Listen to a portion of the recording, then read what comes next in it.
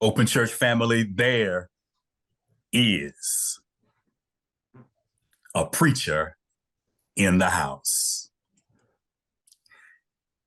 In this presentation, I am drawing from a reservoir that 28 years deep.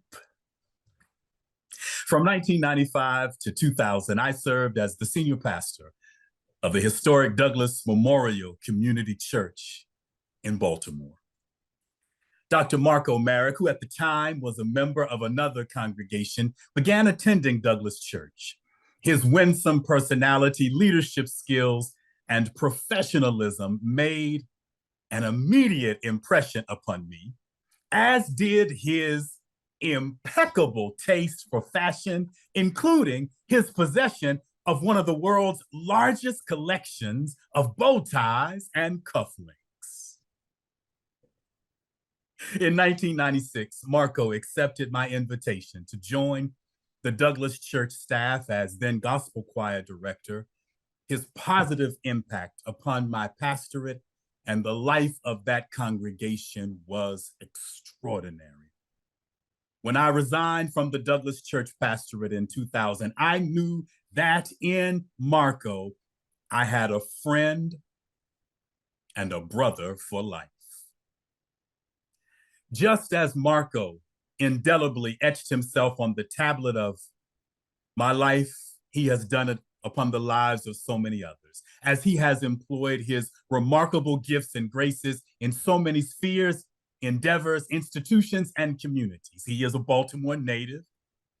He has worked as a media consultant, a professor and lecturer in communication studies at renowned institutions such as Morgan State and Coppin State. He has been the director of communications and education at the Maryland Department of Planning, the chief deputy register of wills for Baltimore City, and he is currently the chief of the Office of Equity and Environmental Justice for the Department of Public Works in Baltimore. His civic involvement is substantive and impactful, which is why we often refer to him as the Pied Piper. Marco has a life-giving charisma. Some people have a charisma that sucks all of the energy out of the room. Marco's charisma places energy in the room. That is why people follow him and want him to be involved. He is a life member of Alpha Phi Alpha fraternity, the Delta Lambda chapter, and has provided meaningful leadership in renowned institutions and organizations, including the Walters Art Museum, the Maryland State Boy Choir, the Nathan Carter Foundation, and the Central Maryland Ecumenical Council's Board of Directors. We, of course, call him Maestro for good reason. He is a highly regarded musician and artist and the founding director of the Community Concert Choir of Baltimore, a 200-member aggregation of brilliant singers, musicians, and artists who are preserving with integrity and finesse the inimitable legacy of African-American sacred music. When I returned to Baltimore in 2011 to help establish the Open Church of Maryland, I knew undoubtedly that Marco needed to be the founding chair of the congregation's board of directors, whom we now lovingly call the Dream Keepers. And I was so delighted when Marco agreed to serve in that capacity. He helped to place a remarkable imprimatur on those early days of the life of the congregation that helped to prop us up and make us who we are. And of course, he has served so ably for many years now as the vice chair of our Dream Keepers. Marco, I know that the community joins me in sharing our deep gratitude for all of the ways that you so wonderfully employ your gifts. And I want to say publicly, as I'm sure I have said on many occasions to you privately, I'm so grateful for how you have served and continue to serve as a thoughtful, candid, and compassionate confidant for me and my family. And we are the better because you are a part of our family and you have allowed us to be a part of yours. Dr. Merrick, preach all you want in here today. We hear you gladly. Only a way you could. I greet you all again, my family, friends, visitors, and all who join us on this first Sunday in Advent 2023, which seemingly is coming to a very rapid close already. Now, my pastor, whom I call Pastor President, Dr. Brad R. Braxton, last week after you gave us that sermon, that amazing sermon on abundance, I told you that it was unfair to have to follow you, but now I feel even more that it's unfair to try to even preach after you give an introduction that really kind of just gets you choked up. And I didn't even think about that. And I hope that I never take for granted the blessing that I have found in you as a friend, as a brother, as a pastor, as a spiritual confidant, advisor, you name it. You, Karis, and Lizetta are equally as dear to me. And I am so grateful that your father shared that the journey that we would have together as brothers was certainly not going to be restricted by any relationship we had in church all those years ago. And your father was so prophetic and so right. And so I honor his memory today as well. So Dream Keepers and TOC family, thank you all, our visitors, for sharing this experience today with us. Now, as a member of the worship planning team, you all know I have shared repeatedly, I would much rather plan a service any day than have to carry the mail. And I was reminded in a text message early this morning from one of my friends in Boston, Julian Braxton, reminded me of the sermon, the one sermon I thought I was going to be giving 7 years ago. It's been 7 years since I made that declaration that I was one and done. And here I am again behind this desk. And so at least once a year, Captain Sims, once a year, just once a year, I think I can do this. But I just want to go to prayer to God this moment. Gracious God, here I am at this sacred virtual desk, trying my best to deliver a word for all of us for the living of these days. So God, let the words of my mouth and the meditations of my heart be acceptable in thy sight. O Lord, my solid rock and my redeemer. Amen. So as you have heard, perhaps even saw the various texts that were selected for scriptural references today, each of them that Jean shared with us either speak of hope or at the very least, they infer the import and the impact of hope. Why are we focused on hope today? I'm glad you asked. Yes, today is the first Sunday of Advent in the Christian calendar. And as we began service today, Dr. Braxton ignited the purple hope candle, which is symbolic of the beginning of this holy season we call Advent. Yes, I have on my purple tie, one of our pastor's favorite colors, if not the favorite color of our pastor, but I wore purple, symbolizing my acknowledgement of Advent today. Advent, as it is defined, is the arrival of a notable person, thing, or event. In the case of Christian traditions, there's an understanding that a baby was coming. Pastor talked about the baby and the cradle in Bethlehem, but this just wasn't any baby. The Advent tradition celebrates 4 principles: hope, joy, love, and peace. Not necessarily in that order, nor do these tenets infer any particular priority of importance. They all converge to echo and re-echo the outcomes of what we believe will help all of us on this journey from one station of life to another, and perhaps in the world to come. At my very core, I am a traditionalist with strangely radical tendencies. So it's not difficult today for me to focus on the Advent tenet of hope.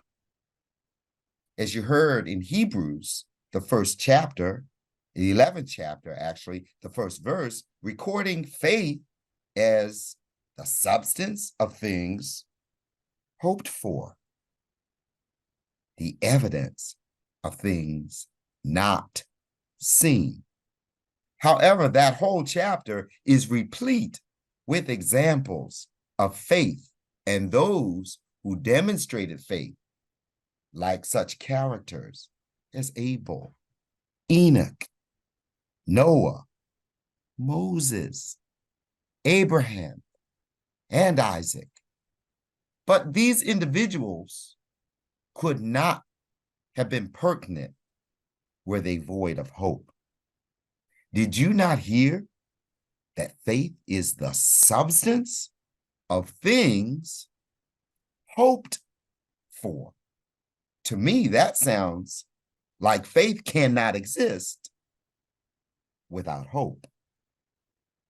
Hope is so necessary that in the Bible, that word alone appears 130 times, and it is included in 121 different verses throughout both the Old and the New Testaments. Well, as we have just concluded the season of Thanksgiving, which is inundated with meals, dinners, parties, and more food than anybody should ever want to prepare or really consume, and yet we do it perennially. Thanksgiving, however, is just a precursor of more to come as we, during this season of Advent, anticipate the highlights of the year: Christmas, Hanukkah, Kwanzaa, New Year's Eve, New Year's Day, holiday parties, receptions, breakfasts, lunches, brunches, and dinners too numerous to name. My calendar is already full with appointments and events and celebrations, and my stomach will be full too. Mom already has gone to her first holiday event of the season. But let's ponder. When planning these dinners, lots of efforts go into what's being served, who's preparing it, for how many, or how will it be presented? And then there's the ever-present question or thought: who's coming to dinner? By now, you might understand my sermonic theme. Guess who's coming to dinner. Please note, and I will emphasize, guess who's coming to dinner, not who's coming for dinner. In today's microwave age, people come for dinner, they get dinner, they may not even stay for the experience, they just come for dinner and are gone. Friends, let's throw back to not the 30s, Teresa, not the 40s, not the 50s. I'm updating myself. I'm getting closer to the 21st century. I'm going to the 60s for one of my favorite classic movies, starring our beloved luminary, Sidney Poitier, Spencer Tracy, Katharine Hepburn, and Catherine's niece, Catherine Houghton, all a part of a movie that imparts surprises. Now, this courageous film writer embarked upon an uncomfortable territory of an interracial relationship right at the height of the civil rights movement in America. Guess who's coming to dinner? Albeit that Sidney Poitier portrayed a young, handsome, successful doctor, his character had the audacity to think that his family and his fiance's parents and others would see their love and their relationship with hopes of marrying and have no resistance to the idea at all. Now, that dinner may have been well planned, well displayed, finely appointed, but guess who was coming to dinner? How many times have you planned or needed to plan a dinner or dinner party or an event, not to mention a wedding? And you have to determine the guest list. Guest lists can be stressful. And I would add and share with you that I was the recent subject matter of a wedding guest list. It's kind of hilarious to me, but the banter between my friend Teresa and her daughter was about Marco. And the bride was insisting that Marco be present at her wedding. Well, I'm delighted that she wants me to be present at her wedding. But then I pondered and I wondered, not just of this lovely bride, but in many instances, does the bride really get to choose her own guests? Or does she feel compelled to invite those whom her parents or her associates or her family or her church members think should be invited, or that they should be on the guest list? You all know that can be quite touchy, but that's for another sermon. Today, I want you to guess who's coming to dinner. I think I may have suggested a while ago, but I'll hasten on to my point.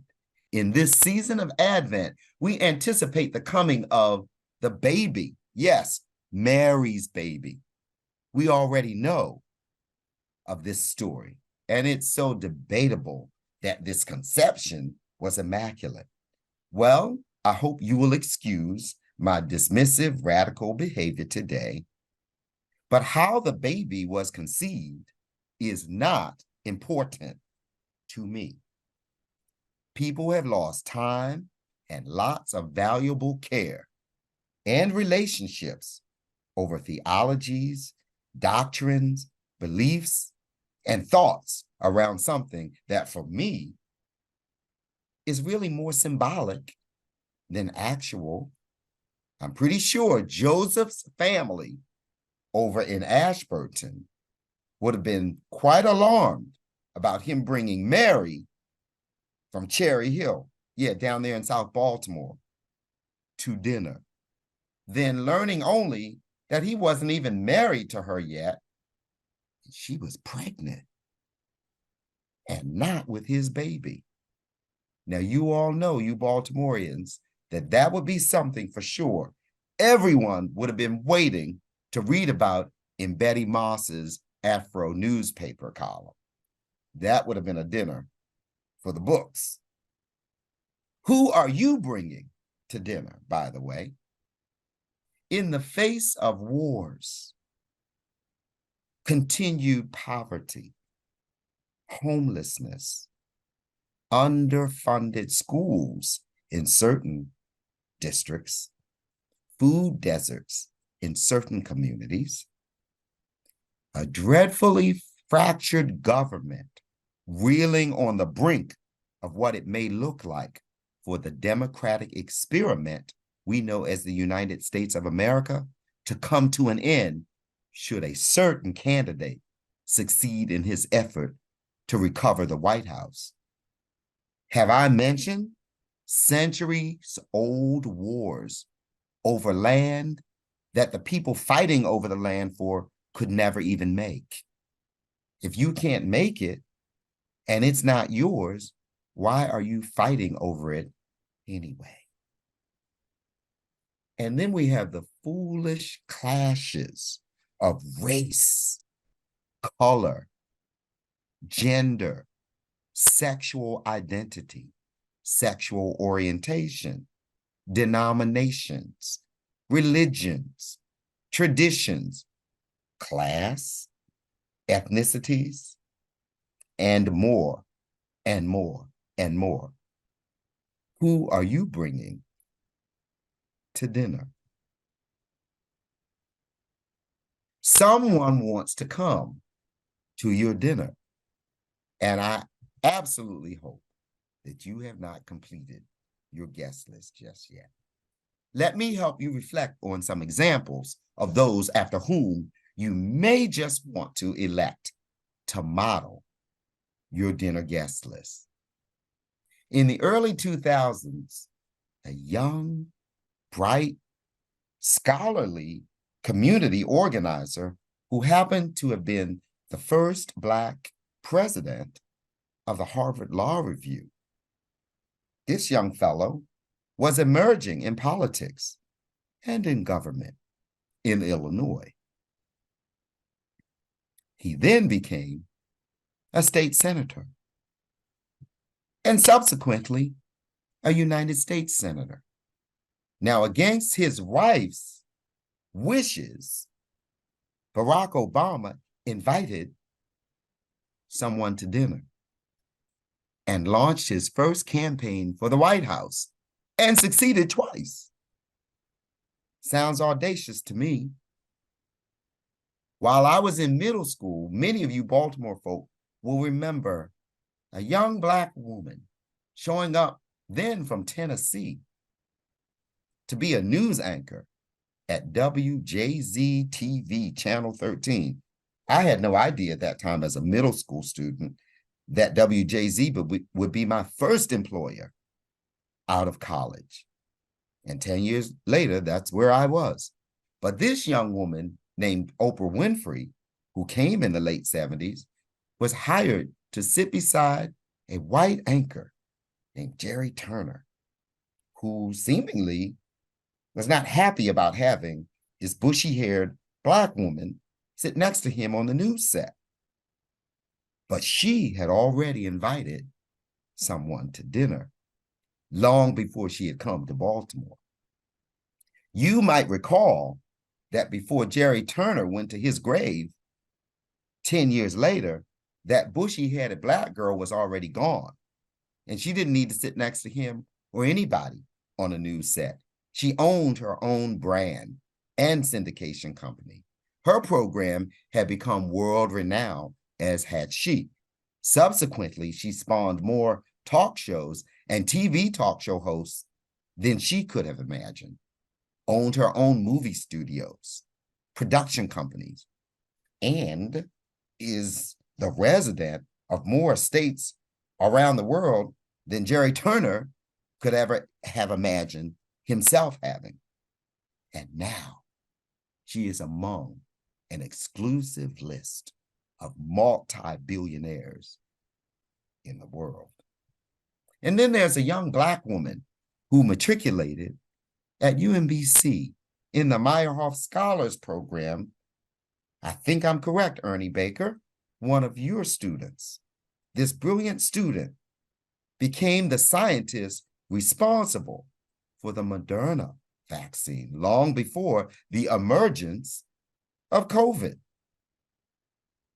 When the president, who shall remain nameless, visited the National Institutes of Health in 2020 to meet Dr. Kizzmekia Corbett and celebrate this remarkable researcher and scholar, he had no idea who she was.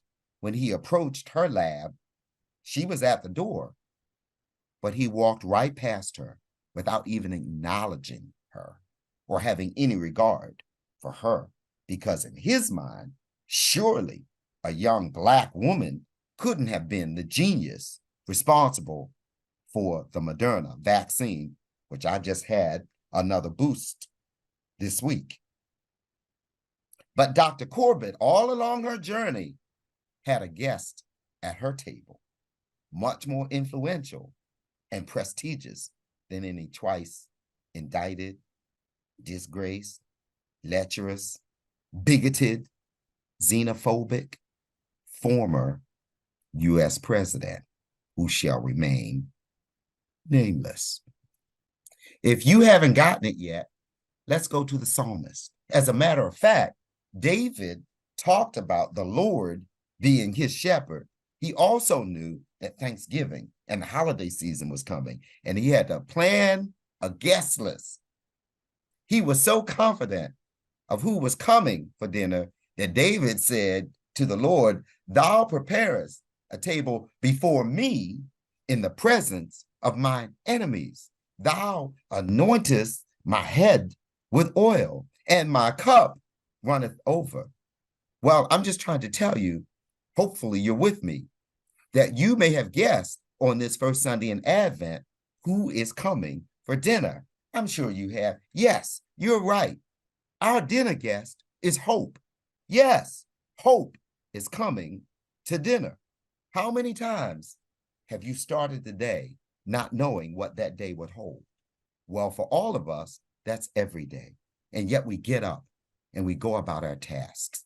We care for our families. We engage in our careers. We traverse through the streets in and out of public ways, unaware of the dangers lurking near and far.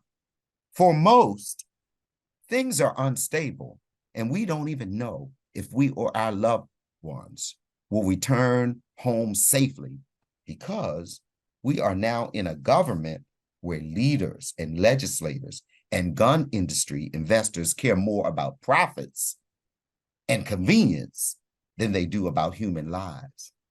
But somehow, we still face the day.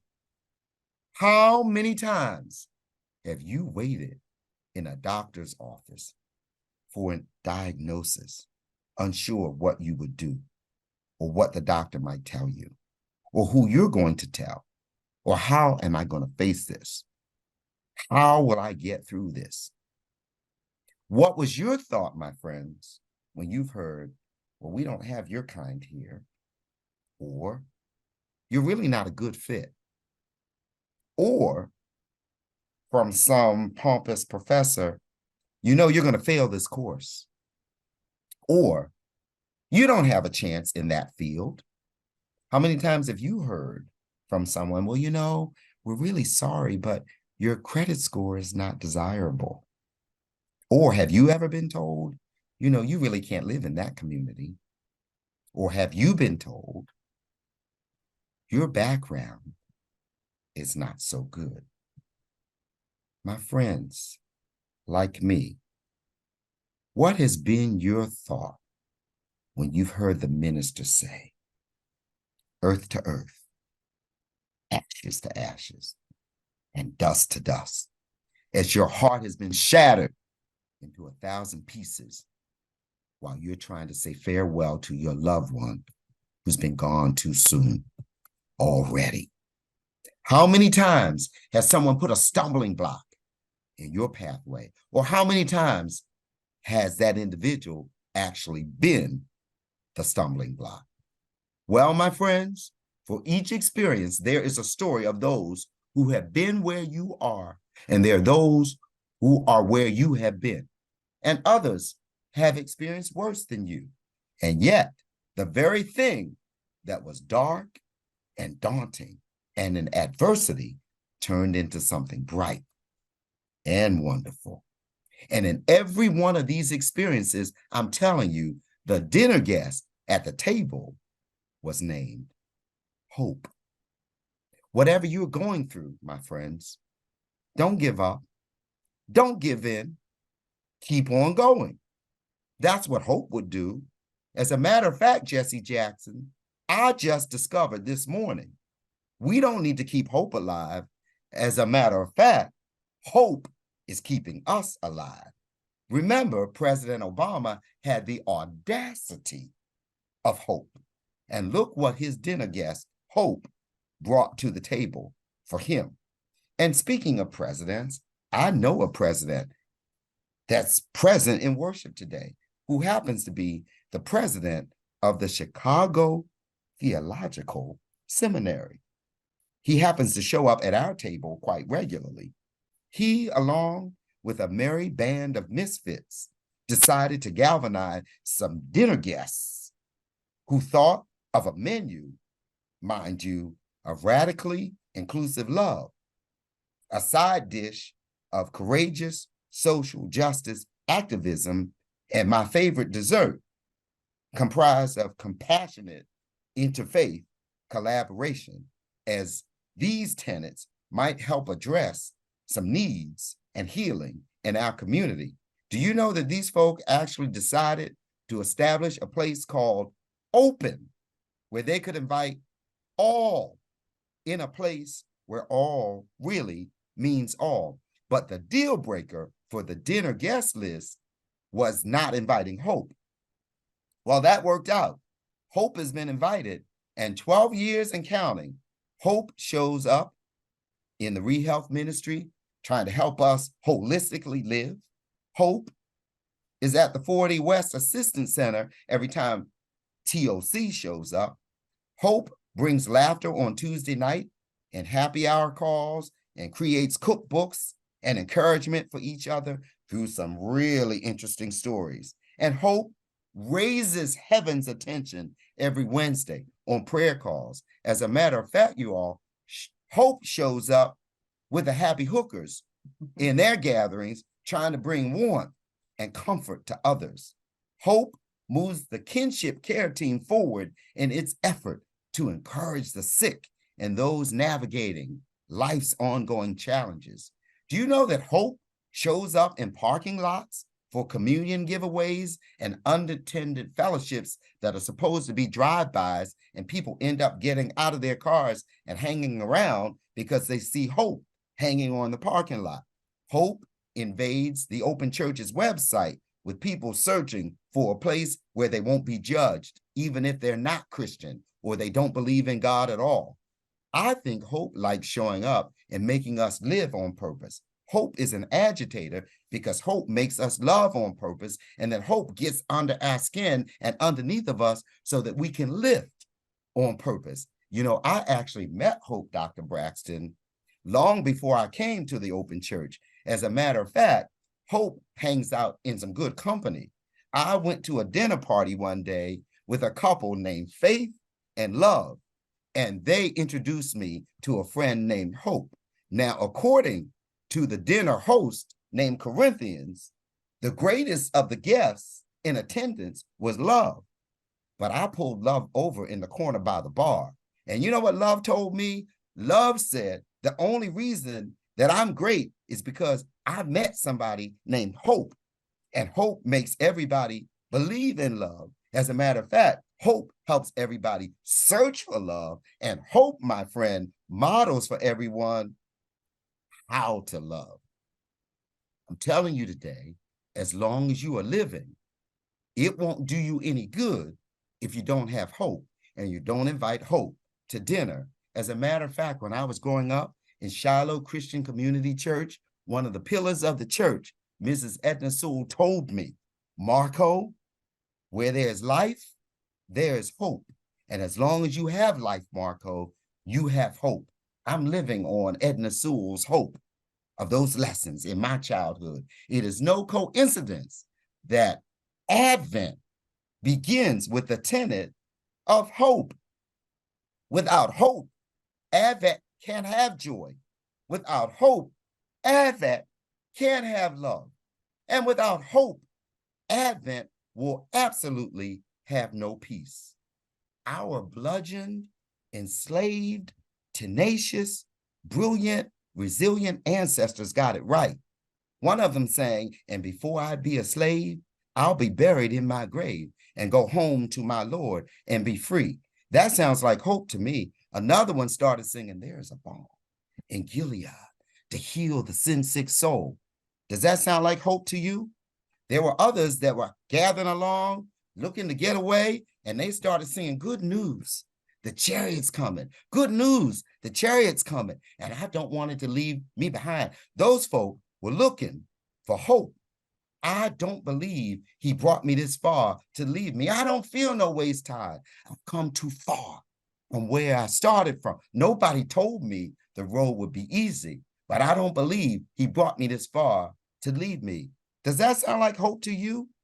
And there was another one that looked at those folk and said, if you get there before I do, tell all my friends I'm coming too. That is nothing but hope, my friends.